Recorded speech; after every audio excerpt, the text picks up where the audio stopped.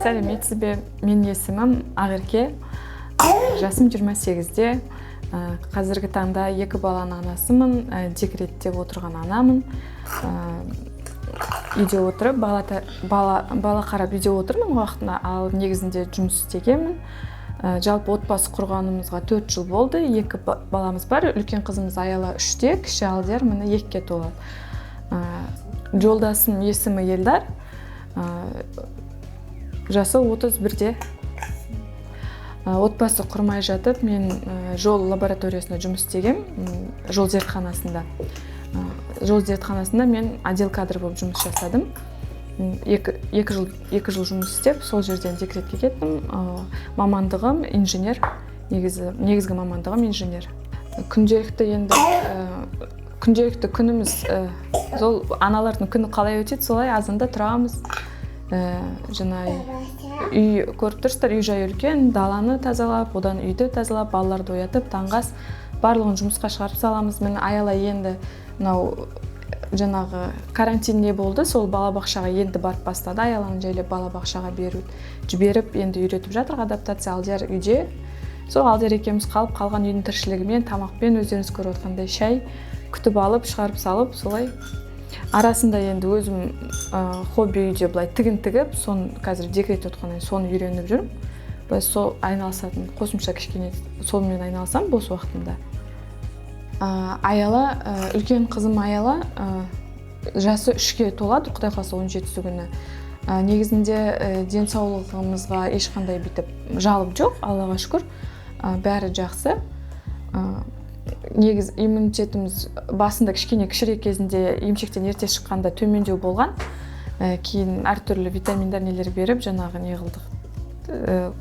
Көтерілі былай, қазір жақсы шүкір, былай не қылмаса, қатты контакт не болмаса, өздігінен былай көп ауырмайды. Денсаулығына жалып жоқ. Енді Аяла 6 ай кезінде мен айттым ғой, 2-ші балаға аяғым ауыр болып қалды да, соны Аяланы емшектен шығару керек болды. Енді барлық витамин емшекте деп естігеннен кейін, ана сүтінде деп, одан кейін уайымдай бастадық, уже қалай болады, не болады деп. Содан кейін жаңа дәрумендер іздестіре бастадық. Сол кезде осы дорамаринді негізінде өзім анамнан естігем, себебі анам ламифаренді қолданатын, ода жаңағы зобпен ауырады, сондықтан йод жетіспейді. Негізі мама айтады, жаңағы Қазақстандағы барлық адам ол йодпен страдать етеді, себебі морской ауа жетіспейді бізде деп. Содан кейін ойлана бастадық дорамаринді. Ең бірінші сол жаңағы апамыз көп айтып жүрді, одан бізде оқып, қарастырдық, жаңағы жарнамаларын былай қарап, оқып, ізденіп, содан кейін мама да мен бірінші курсын жаңағы мен сендерге жаңағы сыйлық ретінде алып берейін, балаға витамин болсын деп, сөйтіп 6 айында алып берді. Содан кейін ары қарай уже біз 6 айында тістер енді шыға бастайды ғой баланың. Бұл тісі шығып келеді, қиналатын, жылап, тіс ауырып, камистат жағамыз. Соның дорамаринді қалай беріп бастадық, 1 айдың ішінде біздің барлық тістеріміз қиналмай шыға бастады. Одан кейін бізде запормен кішкене қиындық болды, запордан не қылдық. Запор жағы жақсарды.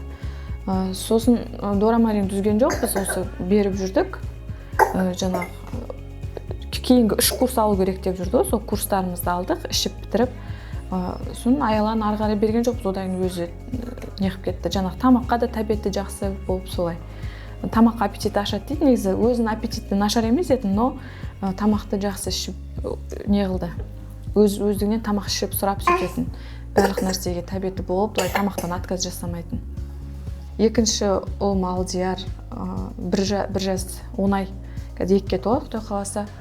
Енді Алдиярда кішкене бізде жүрісі 2-ші бала мүмкін арасы жиі болды ма, содан ба немесе витаминдар ішпеді ма, сол кішкене кеш жүрді, бірақ тілі ерте шықты, былай даму жөнінде не болған жоқ.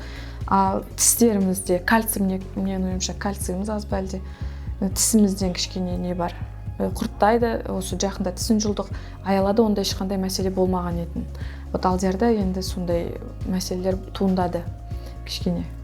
Ана ретінде дорамарин өндірушілеріне алғысымды айтамын. Және жаңағы айтасыз ғой, бағасы қымбат болған жоқ па деп, бағасы алған кезде кейінгі біз алып жатқанда уже бізге 5-ші банкіні мысалы сыйлыққа беріп жүрді Аялада. Сол кезде оны аяғым ауыр болғандықтан өзім ішіп жүрдім. жанагы басқа нелерді таблетка не ішкенге қиналып кетесің, ол кальций не береді ғой, витамин.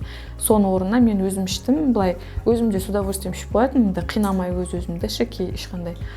Сол алғысым шексіз. Аялада мысалы ешқандай қиындық көрген жоқпыз. Қазірде мысалы тістеріміз неміз бәрі жақсы. Барлық аналарға кеңес беремін, бағасына несіне қарамай, басқа нәрсе алсақ та мысалға витаминдар былай шетінен білінбейді, ол арзан құсап, бірақ шетінен ала берген сайын оның сол баға бәрібір шығып кетеді. Ал 3 курс мысалға аямай аласыз, бір бересіз. Мысалы аяла 3 курс, қазір мысалы жас 3-те 6 айында басталды. Вовремя бастадық, былай айтқанда уақытында. И басқа ешқандай өткені менде басқа қосымша ештеңе болған жоқ, ол ана сүтін ішкен жоқ, былай айтқанда осы дәруменнің нәтижесі деп өзім ойлаймын.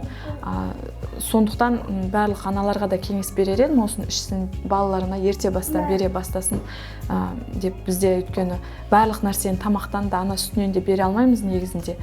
Қосымша дәрумен негіз баланың организміне минерал керек екен. Соны негізі қазір өзім екінші балада нелер қиындықтар пайда болғандықтан ұғып жатырмын. Сондықтан алыңыздар, беріңіздер балаларыңызға, ішкізіңіздер.